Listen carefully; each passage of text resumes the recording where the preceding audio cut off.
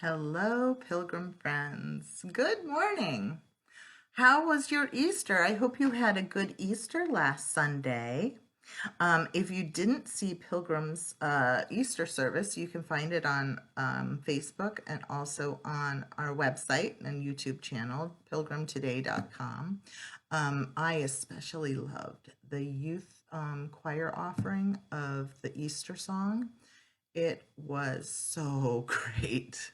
I loved it because it was just gorgeous and sounded beautiful. I had a couple kids in it too, but that's not the only reason why I liked it so much. And the song sticks in your head, and I've been singing it ever since, which does not thrill my children.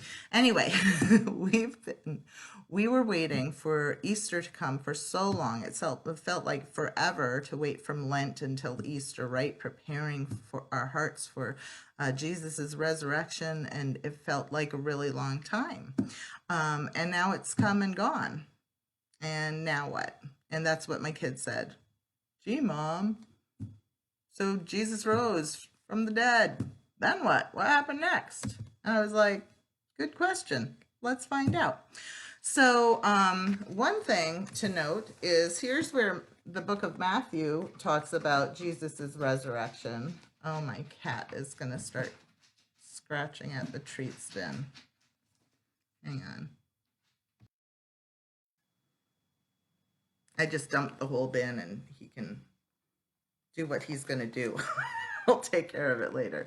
So here's where Matthew covers the resurrection. And look, there's still parts left. We're not done. Story's not over. And even if you got to the end of the Bible, the story's still not over because Jesus still works in our lives, in our hearts, every single day, in our world. His death saved us and gave us new life forever. So the story doesn't end, even when the Bible ends. But certainly the Bible's not even done yet. So we've got more to go. So what happened after the tomb was found empty? What did Jesus do? And we know that he ascended into heaven. We say that part, right? But he actually stuck around for 40 days. You know that long time that we just waited from Lent, from Ash Wednesday to Easter? That was 40 days. It felt like a long time. So now Jesus doesn't ascend into heaven until May 21st. That's a whole month and a couple days away. And so what did he do before that? Well, we're going to find out. Let's back up, get our bearings. And I'm going to read from the book of John now. John, one of Jesus's disciples, also wrote about Easter morning, and the tomb was not discovered empty and everybody celebrated. Not everybody understood and immediately celebrated, right? We do now because we know what that empty tomb meant. But we know that Jesus rose from the dead because of the stories that we'll be hearing over the next couple of weeks. But this was all new to Jesus's disciples. They were still afraid. Their friend and leader had just been killed. They didn't know what was going to happen to them. And there was confusion. They thought he was going to lead them into, great things. And wait a second, this isn't what I thought was going to happen. Now, Jesus knew what was going to happen the whole time, and this is what God's plan was. But the people, us people, we make our own plans, and that's not always God's plan.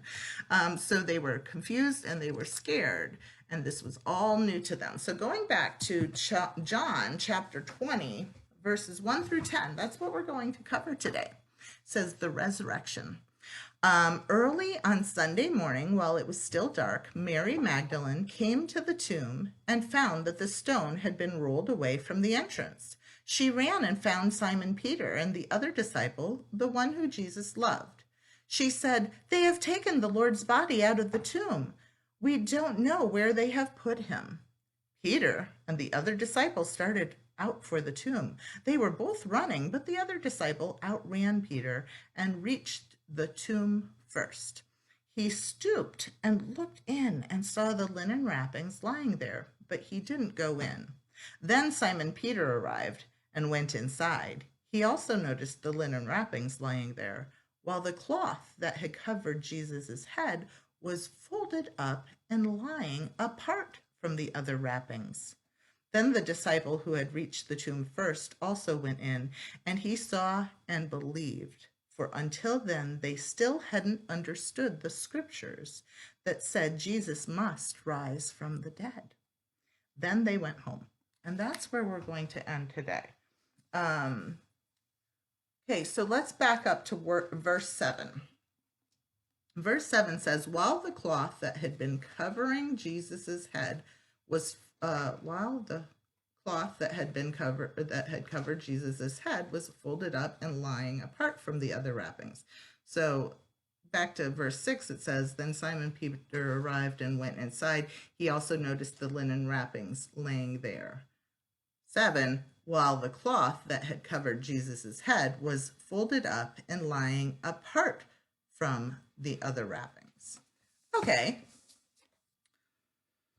So why would Jesus come back from the dead and take the time to fold a cloth? That's what stood out to me, and it has stood out to others, scholars throughout the years. And so I did do some reading on that, and here's an interesting thing. I'm going to read this. It says, according to tradition of that day, after a servant set the dinner table, he would wait, just out of sight, until the family had finished eating. If one of the family members was done, they would rise, wad up their napkin, and toss it at their place setting. And that was a clear signal that they were done eating. They were leaving. The servant could come and clear their spot. However, if they got up from the table and folded their napkin and set it by where they were sitting, the servant knew that the message was, I'm not finished yet. The folded cloth served to tell those who listened, I'm coming back. So the folded cloth in Jesus's tomb was not just thrown aside, it was neatly folded. And I wonder if we can interpret that folded cloth just like a napkin. Jesus was saying, I'm not done yet. I'm coming back. I love the thought of that. I love that. So, speaking of napkins, earlier this week I saw a cute activity that I shared on Facebook, and then other people shared, oh, that's so cute. And I want to make some art that's just like this activity, because I saw this activity and I was like, oh, I could totally use that. Let me read this so that I say the words I wanted to say. So the art, that it looks kind of plain and gloomy on the outside, but then there is a bright new life surprise on the inside. Okay, so also in the comments below, I'm going to put links to a couple coloring pages, because I know we love to do those. So this is He Has Risen, and it shows the empty tomb. And this was from Lifeway Kids. And then there's this fun one. I love it. We've got the empty tomb behind us and Jesus. And it says He has risen. And I love the flowers, right? The flowers and spring and new life. Okay, so those will be below. So now for our craft, let me get my supplies ready, because the sun is too bright. I'm going to check it out. Hang on. Okay, I'm back. So what I have here is I have a baking dish with just a layer of water, a thin layer of water. I have a plain piece of paper to put down under the napkin I'm going to be coloring, because I don't want it to bleed through, because I'm using markers. I don't want it to bleed through and get on my tablecloth. And then I have my paper towels. So that's my napkin. I have a paper towel. I'm going to take off one of these little half sheets that luckily my cat is still playing with toys under my feet. So a little half sheet here. So I've got my paper to do my art on. My napkin is what I'm doing my art on, but the paper is underneath so that if my markers bleed through. And I've got some Crayola markers here. These are washable, and I think the washable probably works the best because then when you put it in the water, the color will disperse. But I'm sure most markers, the color disperses from a napkin, so you're fine. So like I said, we're going to have kind of a plain outside. So we'll take our napkin, match up the corners and fold it in half, kind of like it's a book. Boop. And I'm going to, let's see if we can do this. I'm going to, just for ease of use, I'm going to make an egg. So I'm making a great big oval on my paper. And I'm going to hold my marker down for a little bit on the top and a little bit on the bottom so it definitely leaks through so that I can see my dots on the inside. And then I'm lightly going to kind of roughly recreate the shape of the egg just to do my new life, my spring inside, to give me an idea of where my new life and my spring inside part is. So here's my boring outside, here's my egg. And then here's my inside, and this is what I'm going to add a lot of pretty colors to. So I'm going to make it an Easter egg. So I'm going to do some purple. And you don't have to go terribly dark because the color lifts off the napkin. And some pink. And you got to have some nice green. For all that new grass coming up and all the flowers popping up. And how about, ooh, some orange.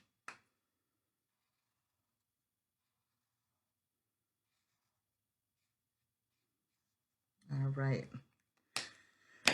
And maybe a couple dots.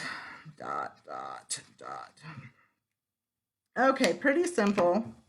But here's my outside. Here's my boring. Here's my new life, okay? And I did a couple. So I did an egg, an earlier egg one. What do you think? Here's my ugly symbol of the cross. It was an ugly symbol because it meant a lot of pain and criminals were crucified, right? But Jesus gave that symbol new life. Okay, so, and then I have another one. We'll see how that turns out. So let's see if we can see then, without dumping water on my computer, what happens. Oh, yeah. I might have to tilt you up. Let's see what happens when I put it in. Ooh, can you see that? Here's my other egg. Oh, awesome. I love it. Okay, so I just wanted to fish those out so that I'd have more room for my other ones. Okay, so here's a cool one. Do you see the light coming from the cross and the flowers I put on the bottom? And then here's the last one I did. What's this look like to you? Does it look like a tomb? I hope so. And then, oh! Well, I had fun with those. I hope you get to do something like that and have some fun with that. And again, all you need are some markers and some paper towel and a pan of water. So have fun with that. I'm done for today. Next week, we're going to talk about Mary Magdalene, and we're going to really kind of go slowly through the different stories that happened when Jesus rose from the dead and before he ascended in preparation for his ascension. And I hope you have a wonderful week. Bye.